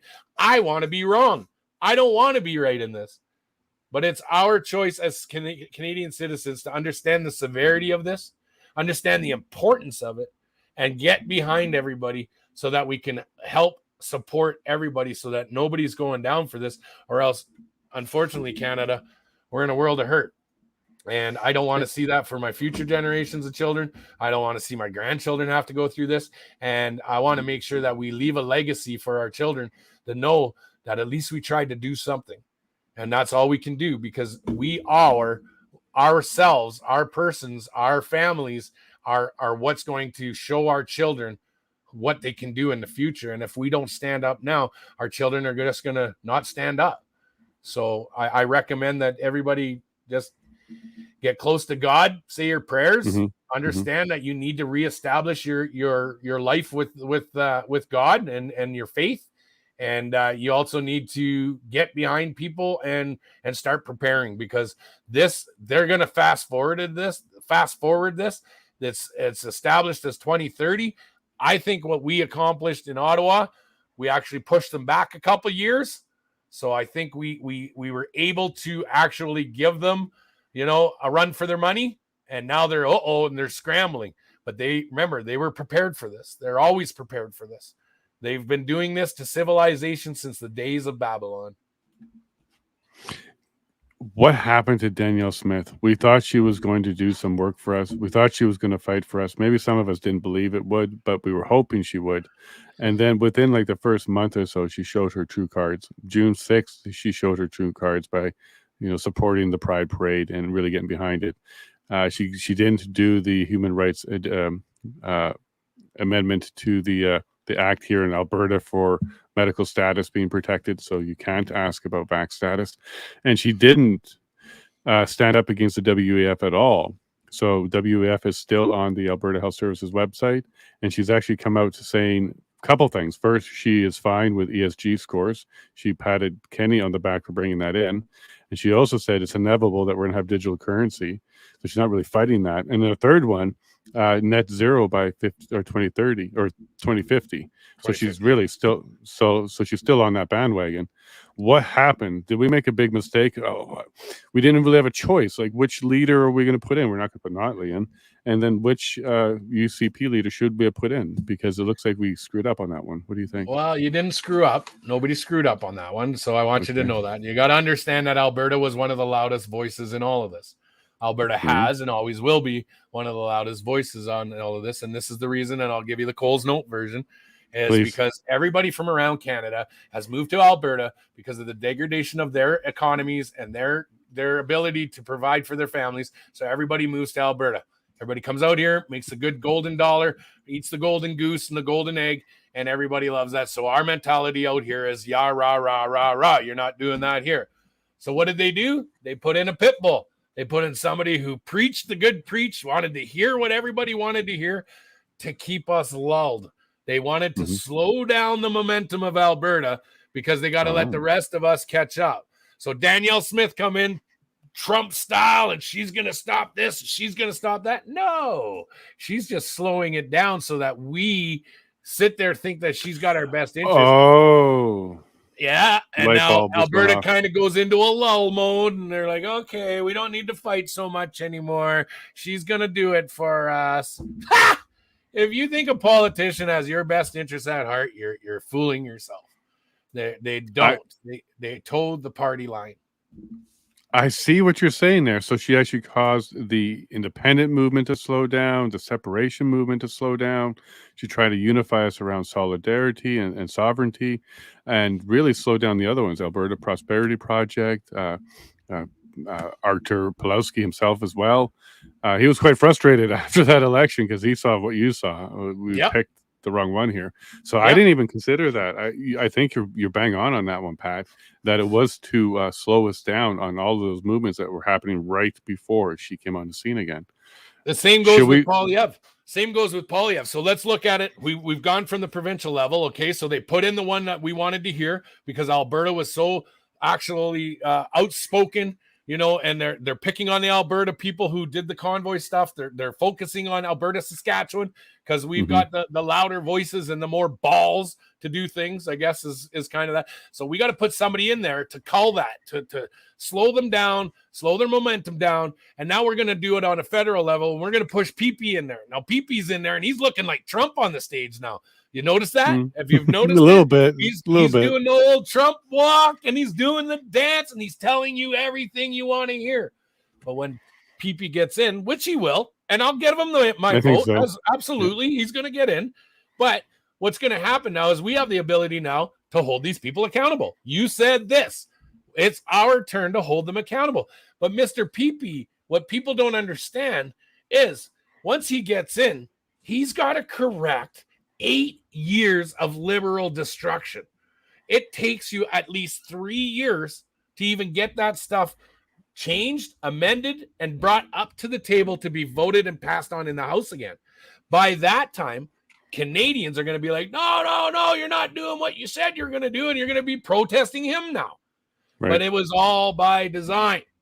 He's going to come in to call the population, to slow them down, to say they've got it, and they're not going to do anything because just by the system and the way it's designed, he's not even going to be able to table any of those amendments until at least 3 years into his riding, into his term. And then by the time that happens, we're already at another election. So at that point of the election, after 4 years, everybody's going to be like, I'm pissed off. I don't like what he did and I can't keep voting for him. Well, and then you get another change of the guard and you just slow down their moves again. Do you think he would have responded differently to the convoy? Well, first of all, I don't know if there would have been a need for the convoy because I don't know if he would have done the mandates or not. But let's presume that the convoy did happen during his term. Do you think he would have responded differently? Absolutely. I think he would have been there. He would have, because when we did the oil and gas one back in 2019, he was one of the first ones out. And I think if we would have been able to show that, he had our backs then, we would have been able to establish more of a stronger foothold on our politicians at that point back in 2019, that they wouldn't have been able to dance around it. They would have had to oust it. But we lost that foothold because they played the race card on it. Oh, a bunch of redneck oil and gas guys are in Ottawa with transport trucks again, blah, blah, blah. But this time, you see the spectrum of the political atmosphere now has changed to inclusivity, Rainbow Brights, the Alphabet Soup Brigade, and they've got a big stranglehold on a lot of things. If you don't promote that agenda, you lose a lot of your outside foreign investing, because they've all bought into it, and it's a sick system that has been designed to not be in your favor. See, the one thing we have lucky right now is Pierre Poilievre doesn't have kids. So what would have happened is if he would have not bought into the narrative and had children, they would have threatened his life. So we kind of have that in our playbook right now, that he can still say no, but he wants to have children. He said it, but I know he doesn't, because he knows what these elites will do. They will kill his kids, or they will do something to harm his children. And he knows where he's at. He's been a politician his whole life. He's not immune to any of this. And the sick stuff that I watched a good one the other day, and as a guy said, how do you control and bribe a politician? And the guy said, I don't know, offer him money. He says, no. What you do is you have an up and coming politician coming in, and what you're going to do. Sorry, I got a fruit fly in my house, keeps flying in my face. Ceases. Yes. Yeah, it's a ceases fly. Every once in a while I have a fly that'll hit my nose. I'm like, I know you guys are there. Yeah. So what they'll do is they'll put you in a room, and there'll be some big name people there with lots of money to campaign for you for campaign contribution. Oh, Pierre has 2 kids? Yeah, that's what I'm finding out here too. Oh, I didn't know that. I didn't know he had kids. I'm confirming that right now. Look at that. I am wrong. Okay. Well, that's probably why he's going to toe the line even more then. Maybe that's why I said it wrong. He's going to toe the line a little more for what their agenda is, because he has kids. Okay, yeah, he does have 2 children. Okay, so that's one of the things. But what I was worried for a bit there that he wasn't a parent, because I thought, that's going to be dangerous. But maybe he's not a good one. We don't know. Okay, so we've established that he's got children, so he's probably going to be a little bit more scared to go against the party line because he has children. Okay. But what they do is they'll get you into a room, and I apologize. I'm wrong. Look at that. Hey, we do this here. We correct it on the fly. And thanks for not lambasting me. And like you said earlier, holding me to the gallows. Yeah. Yep. Don't take me to the gallows. keep me here. No. But what they do is they'll find you and they'll say, okay, this is an upcoming politician or political person that he's going to come.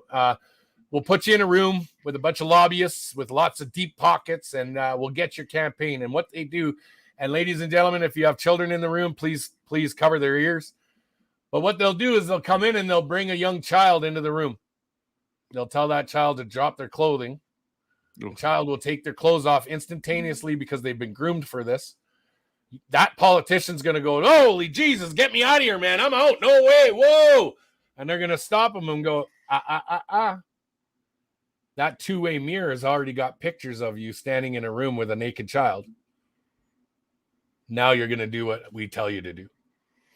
So you want to be a politician? Here's the pictures. That's what they're going to do. And I watched that one the other day, and I was absolutely, my jaw hit the floor. And it was like that quick that you can have your whole life blackmailed. And that's how they do it. That's how these guys do it. They'll put you in a provocative situation where you don't probably have any clue that that's going on. And then all of a sudden they're going to go, remember this moment? Here's a picture. We got it. That's what Epstein did. Epstein blackmailed that was his MO. That's what he did. He'd take you to the island. He'd have his little kids hiding down in the dungeons. And then he would bring them up while these people thought they were on the island, having a nice little vacay with a rich guy. And there'd be naked kids running around and you'd be getting caught in a picture of it. So that's what Epstein did. Epstein was the king of blackmail. That was his goal. Him and Ghislaine. How come none of these politicians have been named yet? How come none of these people's names have come to light yet? You know, we can talk about aliens landing, but we can't even name a politician that was on Epstein Island. This one runs deep. For sure. Now, here in Canada, we have our own problems as well along those lines. I talked to Randy Hilliard, and he absolutely highlighted a lot of things like that, exactly like that. Special interests were in charge. Leaders are selected, not elected. And there's definitely a youth group, which is not what you would want in politics, but it definitely exists in politics. So he highlighted all of those things as well. And that was on the Ontario level, but I wouldn't be surprised if that's federal as well. Now, look, I tried to connect with my CPC MP, Gerald Sikora, when I decided to get into politics because of what he did, what Trudeau did to my fellow Canadians in Ottawa. I reached out, and he did tell me that there was no way to onboard somebody of my age and my experience. And it was pretty clear that if I came through university or high school in a political career, that would be one way to get in. Or if they identified me as somebody they wanted, that's another way to get in. But there isn't a way to get in because you just want to help the province or the party or the country. They just simply don't have a way to onboard you. And this is what he explained to me. He used the words, I simply don't know how to get you in. Because I had the skills that he liked and I had the demeanor that he liked, but there was no onboarding process. George Carlin said it the best. It's a big club and you ain't part of it. Yeah, and also Mark Twain also said a good one. I wouldn't want to be part of a club that would have me. That's another one that I remember all the time too. Because look, I'm just getting started. So if they propelled me up that chain, that I would even have questions about why they're doing it. Well, I've said it. A lot of people said, Pat, why don't you run for politics? You think they'd let me in? Not a freaking chance, man. But you know what? An independent Alberta away from the federal government? Maybe. Yeah. Well, I am running as an independent candidate, as an MP. I've taken on Gerald. I mean an independent Alberta. Sure. Underneath you mean sovereign? Yes. Or do you mean completely separate? Every province is its own individual nation, divided apart from the federal government. Federal government's just a leech on each province. That's all they are.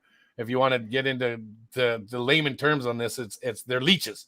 The federal government leeches us off of each province's gross domestic product and takes a tariff off of them. Why is every place the biggest? What's that?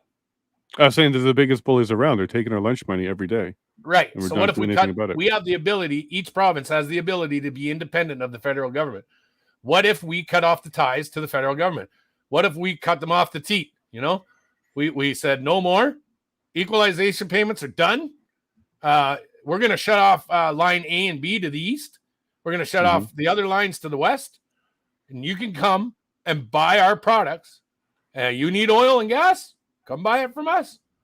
You know, and I believe that Alberta has the ability here to draw up its own constitution for the people, by the people, that we go march to the ledge grounds, show them that we have our own constitution.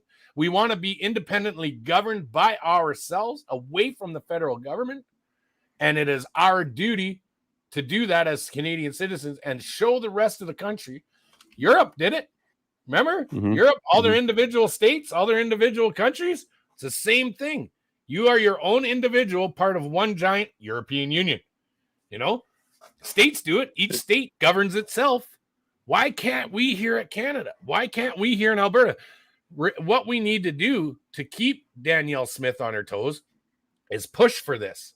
And we need Albertans to take the charge on this. Saskatchewan, I don't even know. How do you say it? Saskatchewanians? Saskatchewan. Is that how you say it? We're Albertans. Yeah. I don't know. Anyway, it's a good question, actually. Yeah, keep going. I'll look it up. Saskatchewanians, I apologize to Tonians, any Saskatooners out there. I apologize, but they're doing it. They have the ability to do it. We all have the ability to do it, and it's time that we start to demand that from our politicians, because this federal government is just taxation without representation. The numbers don't add up for the amount of electoral votes. The East rules the West. It should not be like that. And it's time. Saskatchewans, is that it? Carrie, it's horrible. Saskatchewanians or Saskatchewanites. Those are the two. Saskatchewanians, yes. Okay. Yeah, and Saskatchewanites. Those are the two.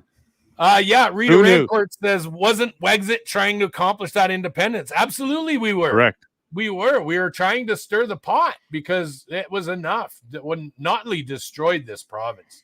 Notley and Alison Renfrew, they destroyed it. They did a number on our province, and we're still feeling the hangover from them.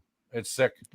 That's kind of my push as an independent. Like, why do we keep passing federal party members of any party from Alberta? Like, we provide the Conservative Party with a whole bunch of seats, but yet they weren't there for us when the mandates. They weren't there for us for the convoy. They actually went completely silent on the farmer nitrogen issue. In fact, Pat, I was pushing my MP on the nitrogen issue, and he didn't put a post up on Facebook or otherwise until the day after the request for comments closed at Agriculture Canada about this issue. So there was a window where we were supposed to, and a lot of us did, give the government our opinion on what was going on, but not a peep out of my MP until the day after that particular deadline came and gone. So I called him out on that, because what are you doing? Like, I was calling it out. I was pushing that message, because why do we have a 30% nitrogen reduction? What's going on there? But they were doing nothing from it. Even the shadow agriculture minister is in Alberta, and he was doing nothing about it. So why do we keep supporting these people who do not have our back when we need it, and they show up late to the party as if they were concerned all along? But he came the day after the deadline happened. So what's going on there? Should we replace them? And do we need stronger CPC, or should we be sending some independents over to Ottawa from Alberta? Well, on the political realm, I don't think we need to even fight with Ottawa. I think we need to take a stand, each province individually. You're never going to get in as a shadow minister or not. I'll tell you a perfect example. I went to meet with my member of parliament. He wasn't allowed to put our appointment on the books, because if he would heard my name and it was in their minutes that they met with this person, he would be kicked out of the party. And he didn't want to meet with me, but he did, because he's a good old Albertan boy, understands what we've gone through, but told me that his hands are tied. He can't even bring up my name or he'll be fired. I don't care what kind of you're scared of it. You're scared of one of your citizens because you'll lose your job. Well, that should speak volumes to who this politician is. Next one is I've tried to establish communication with my MLA, which is my provincial member of parliament. And she's avoided me like the plague, will not return my emails, will not return my phone calls. And now I'm questioning the UCP again more and more. They don't have your best interests at heart. None of these government politicians do, and they need to be restructured. We need to restructure it as citizens of Canada. It is a daunting task. It is an arduous task to do. It's going to be tough. I don't think we'll ever do it in my lifetime, but I don't think adding more politicians to federal government is going to work. That is a well-established Bronfman run, and look up the family name Bronfman and you'll know what I'm talking about. Elite group and organization run. Canada is the money laundering capital of the world. Wow. Look into it. But the Bronfman family have been pulling the strings on every politician out there, going as far back as I can remember. And they're the ones who actually pull the strings and tell them what they're going to do.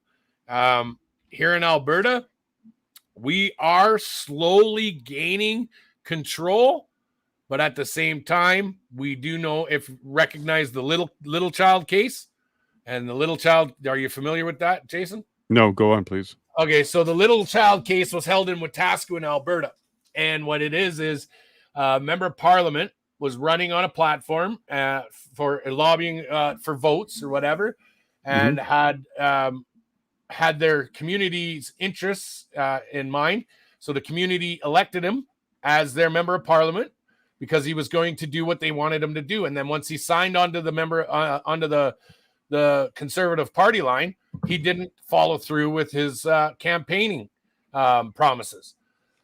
So the town of Wetaskiwin decided to take him to court. They wanted to take him to task and say, you didn't follow through on any of your campaign promises. And it was deemed by the Crown that he can campaign on anything he wants, which you're seeing Pierre Poilievre do right now.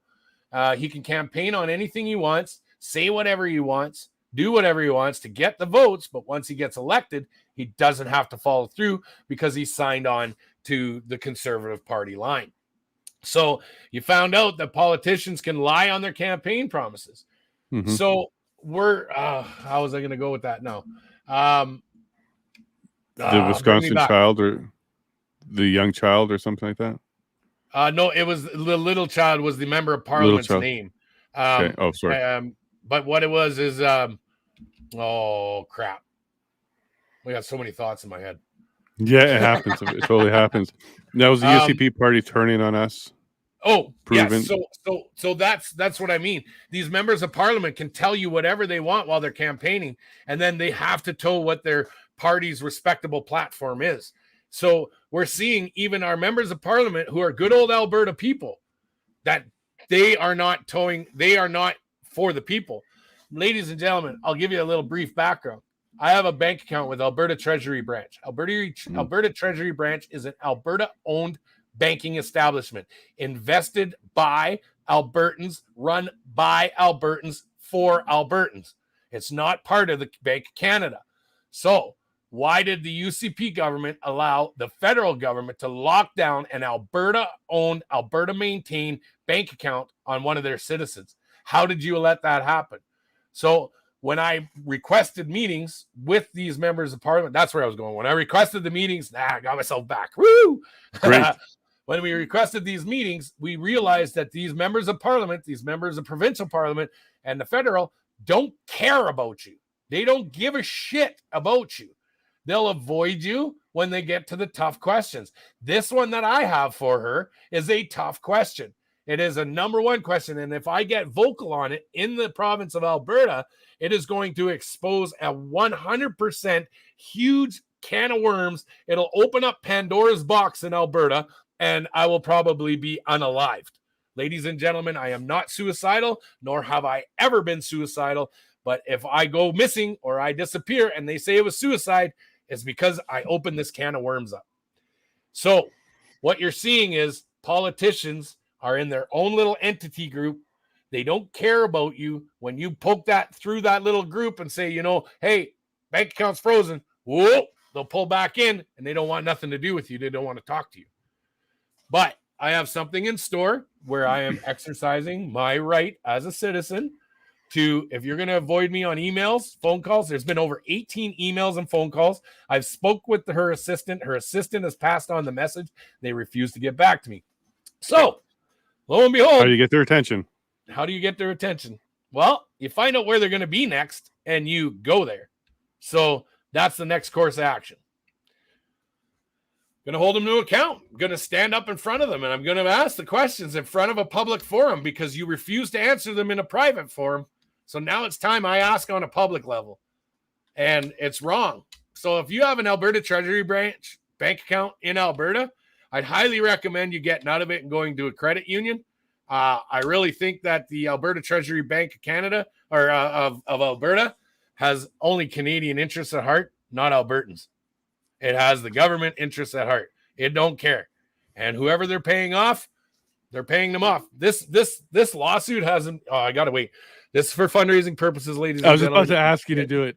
If you can, donate to my lawyer at natasha.calvino@gmail.com. Yeah. Don't forget the car show on August 26th and check out www.brokenarrowbullsandbash.com. So, and I will be there August 26th. So come and meet us, possibly Betty Carbert and others. Come say hi. 100%. Yeah. I heard that the Coots family was going to come up. Actually, they were being asked to come on up. I can't wait to meet them. Probably going to bawl my eyes out for them because I know what they're going through. Well, Betty's I don't know what amazing. She they're won't going let you through, bawl. Yeah, that? Betty's amazing. Betty won't make you bawl. She's an amazing person. You'll see how strong she is, and you'll see where Chris gets it from. She's an amazing woman. Awesome. Well, yeah, but as I was saying, it's time that we exercise that right to hold these guys accountable. And if you got to make them look stupid, make them look stupid. Get the public's eyes on them. Get the public asking questions, because now what I'll do is I'll end up poking the bear. They'll end up probably telling me to leave, and the citizens that'll be in there at these events with them, the citizens will be like, well, wait a minute. Well, I have an Alberta Treasury branch. You mean you're going to let the federal government lock down my bank account too on an uncertified illicit complaint lawsuit? Like, this is nuts. So it will start to invoke questioning against the UCP.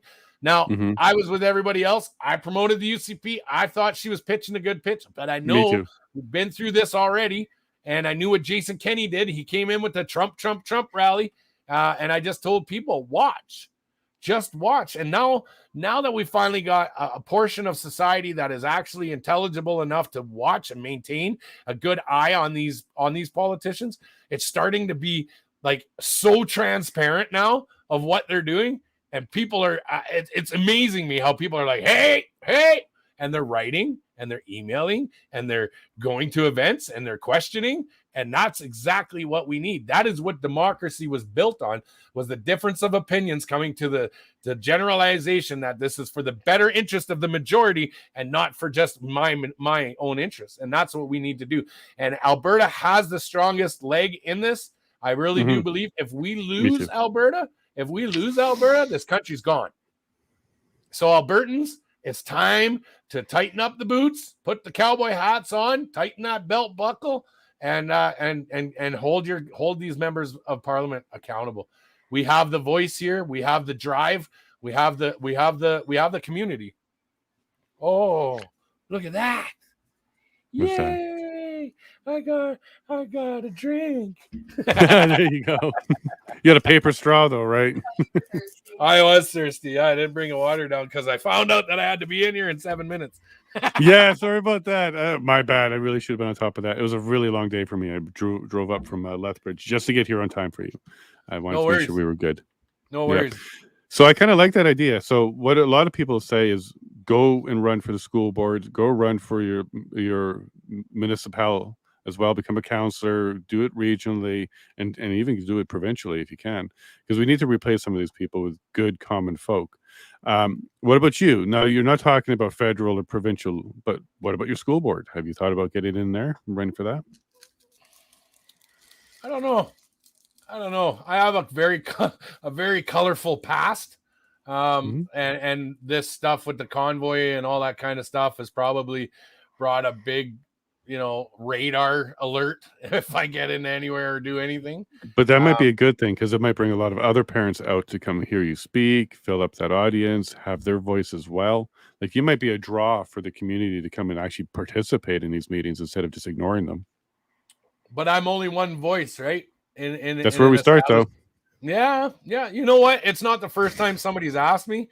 I like, because that's a low level one to get into, where you can have a lot of impact. Because the school board, you can have a lot of impact. But I'm a no filter guy, and I don't chew the fat. I spit it out, and I call it how I see it. I'm not politically correct, and I swear like a trucker. So I don't know. I don't know. Well, you see the curriculum they're putting in, which is sexualization. So I don't think a couple swears is really a big deal when you're talking about fletching and fisting and all this other stuff that you're learning about. Say that again, sorry. I said it would make sense to get in there. The swears won't matter as much as the curriculum. So they're talking about fletching and fisting and teaching kids how to use drugs while having sex. Like, they're glorifying drugs while having sex at the ages that they're talking about here. I think a couple of swear words and a canary in the coal mine is minor compared to actually what we need to stop. But on a school board council or something like that, you look at, there's 8 votes to your 1. And if they're all bought in, then I'm basically going to be beating my head against the wall. Sure, but it could be a couple term process. So you get in there, you're just one, but you attract a whole bunch of other parents, hear you speak, they start to get elected in. Next round, you have 2, you have 3, you have 4, and then eventually you have the majority. This is how they did it, right? They did it by bringing in one diversity, inclusion, equity person in, shaming the rest, making them all feel like they'll be canceled and stuff like that. You got a second one in, and now boom, they bully the entire board into doing anything they want. And it's really just 1 or 2 people doing that, not the whole board. They're just afraid of being canceled, the phobes being thrown around, and that's exactly how they're doing it. If we got 1 or 2 people in at each board, school board, talking rational, bringing the book out, reading it, and then having to be shut down because it's inappropriate conversation, this is also where we can maybe start pushing back with just 1 or 2 people. I'm watching the comments. I'm watching the comments, and like one of the things I think should happen on all school boards is you have to be a parent with an enrolled school to be in the board. That should be a rule. Like you should actually have some skin in the game, a child in the school board, in order to be part of the school board. But my understanding is you're getting old Karens, and some of them aren't even have children, and these are the ones that are in there trying to tell us what to do, and that's part of the problem. Yeah, well, you know what? Maybe that is my next path. Right now, I want to put all of this behind me. What we've done. It's not the first time. It's definitely not the last time I've heard of it. I don't want to be categorized on that level, because there are good politicians out there. Don't get me wrong, but they are all a product of the company they keep. So one corrupt politician, then you're labeled a corrupt politician with them. Ladies and gentlemen, if you're able to restructure this whole political entity, the whole political realm, we need electoral reform. And if it gets changed, then yes. But I will not get into the political entities that we have involved right now, because everything, like Jason says, right down to municipality, is corrupted. And I get it.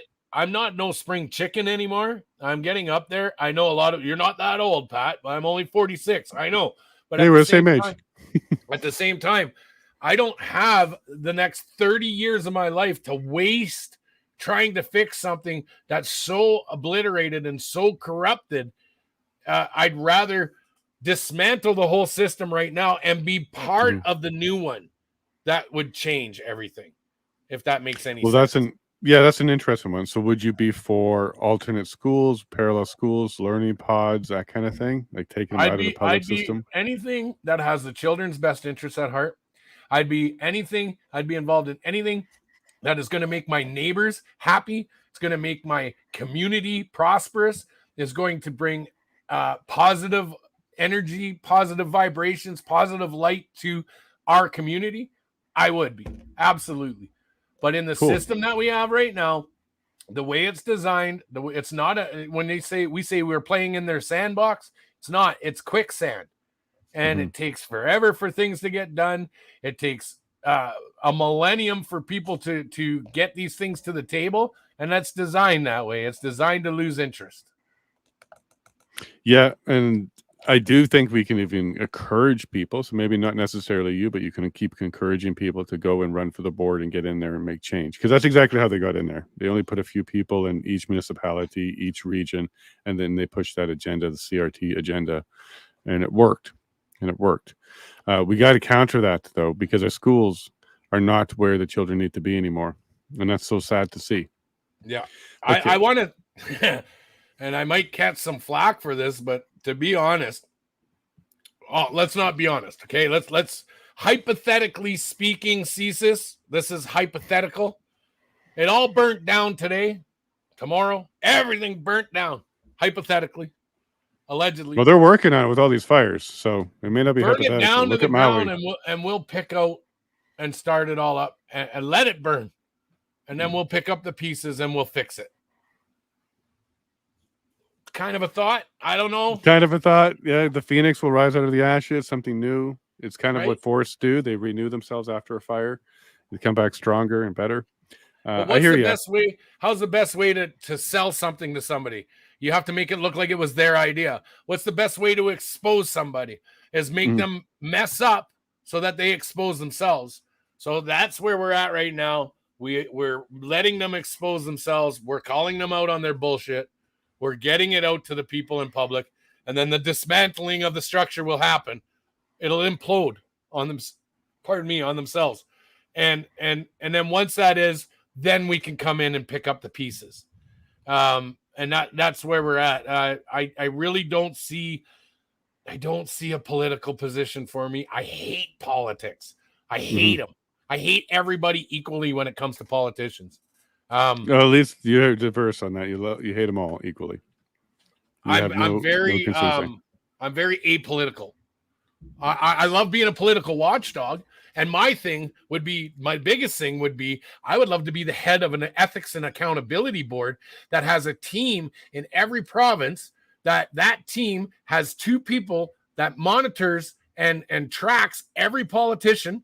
There's 2 people per politician. I kind of thought of this years ago, but we have an accountability and an ethics board that is responsible for a particular politician. Each province has this. So say we have 100, let's just use a number, 150 members of parliament in your province. You have 300 people on that ethics and accountability board. Those 300 people, they're divvied up to 2 people per politician, and you police them. And as soon as they're caught in a scandal or a bribery or anything that smells fishy, they are suspended without pay upon an investigation. And if the investigation comes through, and it's like that, it's not, oh, well, we'll wait and do an investigation and see if we find anything first, but you'll keep your pay. No, it's immediate. And that will keep politicians on the line. Not only that, I think a politician should be a volunteer position. You shouldn't be getting paid this grotesque amount of money to work Monday to Thursday with Fridays off and all summers off and a golden package retirement. You should be on a volunteer basis. And if you don't want to volunteer, you can quit at any time. There's an opportunity. I think that last one will be tough because it would be a tough one. Just thoughts that we've had, groups that I've had. But I think the accountability and ethics board is an attainable goal. And I think if we had that as an outsourced group in every province that policed every politician, and we had merit for what we were doing, I think you'd start to see more politicians be more cautious of the backdoor dealings that they get involved with. Right. And that's where I think I might make a suggestion there. Instead of having volunteer positions, there's no such thing as private finances if you're a politician. So you should be wide open. That's right. On both sides, personal and professional. Well, that's what I mean. There's no such thing as private anymore. Yeah. So if you decide to become a politician, there is no such thing as privacy when it comes to your finances. That's just a de facto rule. And that should be one of the barriers that you have to cross if you decide to make that decision. If you don't want your finances opened up, you're in the wrong business. Look at Trudeau's bank account. For sure. And I would do it too. And I think anybody from school board up should be open to that. What about recall rules for all elected positions? We have some of that in BC. Yeah. So you can recall anybody. In BC, they have that. It's a hard thing to do. You got to get so many people to sign on for it and then have a bit of an election. But you can recall any elected official in BC. What about doing that coast to coast and on all elected positions, school board all the way to the PMO? So the constituents, the voters can do a recall. It's tough, but it's meant to be tough. But if you reach that bar, they're gone. They're out. You don't have to wait for an election. What about that, making that mandatory? I think that would be one. That would definitely be a good asset to have in your pocket for sure. That'd be one definite good suggestion. My thing is I feel that the time of these politicians thinking that they can, get away with what they want. I think if we start policing our politicians, just that alone will put everybody on pins and needles going, oh shit, I better not fart in the wrong direction here. Because that's what you want. That's what you want. Because right now they have the attitude of, well, hit me up at the election. That's the only time I'm going to hear from you, and that's the only time I care. Until then, don't even bother me. That's basically the attitude. Like Trudeau himself came out and said, if you don't like what I'm doing, wait till the next election. Doug Ford said the same thing. Hey, if you don't like what we're doing here, you can let us know at the election, which is basically saying take a hike except for one day every 4 years. Do we care? So that should be gone. And having recall will keep them on their toes the entire time, because at any point we can say, no, we're not happy with you anymore, Mr. Leader, and we'd like to get rid of you. Enough of us said yes to that, and then we had a recall vote, and you're out. As simple as that. We have to have a bylaw election and replace you. I think that should be on the table 100%. I think my thing would be what was it? Oh crap! The Clarity Act. They need to scrub the Clarity Act. The Clarity Act states that if your province has a referendum and the citizens vote, then the federal government has the ability to pick the voter turnout. So they can say, we want 90% voter turnout on this referendum, or you don't get it. Right? I think if you have enough people in your province and it's enough people to make a voice, I think that should be addressed. And I think those people should have a say. But when it comes to the Clarity Act, the government can dictate how many people have to turn out for the votes, or else the whole thing's scrubbed. Do you know when the last referendum was in Alberta? Here's a trivia question for people in Alberta. Do you know this, Jason, when our last referendum was? And you're not talking about whether or not we wanted the equity payments and stuff, which was just a vote. No. Okay, what was the last referendum? The last referendum for Alberta was in 1977. Do you know what it was? It was for changing daylight savings time. Was it now? Okay. That's the only referendum Alberta has ever had. Why have we never pushed for another referendum? Oh, daylight savings time. That was the most important concern that we as Albertans have. Oh my God. Look it up. Google it. I'm dead serious. I couldn't believe it. I believe you. I would like to see us. I was just like, I'd like to see us. Yeah, I'd like to see us push for an Alberta police force. So why not get pushing for a referendum on whether or not we want that? And I think it's our job as Albertans, and sorry to the rest of the country that's watching, we're kind of focusing on the Alberta goal here right now, but Miss Daniel Smith said we wanted to restructure the RCMP here. Alberta, Alberta, put her on her toes. She hasn't even She just said, yeah, a week ago she pulled that off the table. Yeah. That is what we wanted. That is her campaigning platform, and we wanted that. And now she pulls it out from underneath you. I'm pissed about that one. Again, I'm pissed about that one. Child. And I'm also pissed about Alberta Health Services limiting services based on back status. So, Shelley, we have had people here that had been denied transplants. That should not happen. Full stop. There's a few issues. So the police force, the health services, and schools. Why don't Alberta push harder on that? Why don't we push harder on that? First, you can't get part of rallies and protests and anything like that, right? That's one of your conditions right now. No, I'm not allowed to be at any rallies or anything yet. Yeah, but you can be at your fundraisers as long as they're not rallies. But I can be at fundraising events for fundraising purposes only. For who again? Who are we fundraising for? Fundraising for myself, ladies and gentlemen. If you can donate to natasha.calvino@gmail.com. She is writing receipts out for each and every one of you. Password is Ottawa. If you're sending any donations, it would be greatly appreciated. $5 helps. If you can't donate, that's fine. Please share these out. Please get these messages out. Share these live feeds. Share my posters. Share my events if you can. We also have August 26th up in Leduc, Alberta. We have the Show and Shine. Great family fun event. Starts at 10 a.m., goes till 7 p.m. And then September 15th, 16th, and 17th, we have the first annual Broken Arrow Bulls and Bash. And you can get tickets at that at www.brokenarrowbullsandbash.com. And don't forget, you can pay it forward and buy a ticket anyways. Even if you're not going to show up, you can buy a ticket for someone else. 100%. Awesome, buddy. Do you have any more comments? No, that was good.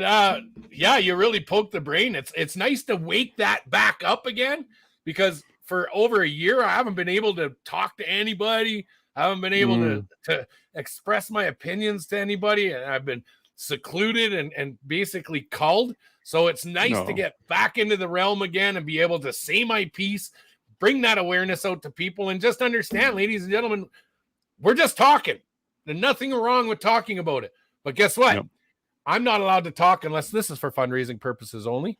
And if you can donate, you want to see the hypocrisy in that? Thanks, Jay. Thanks, buddy. I'm looking forward to dunking you on the 26th. I'm definitely going to put you in that water. Get that pitching arm up there. Yep. Yeah, that's all I'm going to do for the next couple of weeks is get ready to hit that bullseye on you, buddy. Awesome. I'm going to put you in there. Well, thank you, Pat. This was a fun, energetic, and exciting, and I really enjoyed the conversation with you too. You stimulated my brain as well. I'm definitely thinking about ways to get more involved and help this province out than I was before. And I definitely think we should have a referendum and do some push around at least the Alberta Provincial Police, because that issue was promised to us and it got pulled away, and we should be pissed off about that one. Because we've seen enough examples. We have in Canada is the Royal Canadian Mounted Police. There's a reason why they're called the Queen's Cowboys, is because they only follow the letter of the Queen. They don't give a shit about you. Yeah, and we've seen enough with the Coot stuff. Research how much lawsuits against the RCMP right now. There's 2,600 lawsuits against the RCMP internally from their own officers. Wow. Look it up. Wow. Okay, yeah, I'm going to get on that one. I'm pissed about that one. There's some reform around the justice system here in Alberta that was exposed by the Coots situation, the Coots men, and we definitely should stop being so passive in Alberta. We can let the rest of Canada know how you can stand up to your own province as well. So yeah, I think that million-person march that will be in Calgary and Edmonton. It's all over across Canada. You won't be there, but you will be at some fundraising events throughout the summer. So we're going to stay in contact there, Pat, and we'll definitely have you on again. For sure. I look forward to it. Thanks, brother. You're awesome. Thank you so much, man. See you later. Peace. Cool. That was cool. Okay, guys, do support him. Go to one of the fundraisers. Buy a ticket. Buy a ticket for a friend. Buy a ticket for a vaxxed person that you know that won't go there. Buy a ticket and support Pat on this one. It's going straight to his legal. The fundraiser is legit. We definitely need to help him out. And I also know that he is supporting the Coots 4 at this particular fundraiser in Leduc. He's working with Operation Rescue in order to make sure that the funds get to where they need to get to. So you'll be able to support Pat and the Coots 4 at the Leduc event. So come in and see us. Come say hi. We'll see if some of the family can show up. I know Betty was considering it. She doesn't mind taking the drive. And yeah, she's a fan of Pat as well, so she wouldn't mind meeting him. And thank you all for being here. We're back on YouTube. YouTube, your numbers are not solid. So maybe we're still being shadow banned there. But Facebook, holy smokes, you've exploded. Rumble, you've exploded. Twitter, you're up there. Yeah, we've got a good audience now. And it's getting bigger every single day. So I do want to thank Pat and his team, so the lawyer as well. Thank you for making this happen. I really enjoyed that conversation with him. High energy, high conversation, nothing but truth. So this is the kind of guest we like to have here. If you have any questions or comments for him, go ahead and put it in below. We'll get it to him. And if you can support him, please go ahead and do that.